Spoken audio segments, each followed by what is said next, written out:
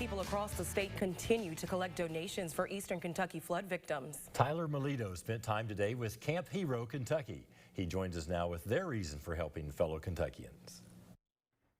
For the volunteers of Camp Hero, helping the victims of the Eastern Kentucky floods has some very personal ties. I come out of the same hollers these people did, and I do know this, that they have very tight-knit communities up there, and even if I wasn't with Camp Hero, if I had to put a case of water on my shoulder and walk up there, those people are getting my help whether they want it or not. Camp Hero is an organization that seeks to help veterans and former first responders, run by veterans and first responders. For some organization representatives, helping people is something that's in their blood. Sometimes they have to tell us to stop. We're like a racehorse with blinders on.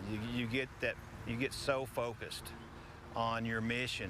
You get so focused on there's somebody out there that needs our help. This is a community in Eastern Kentucky that is viewed as an integral part for the state as a whole.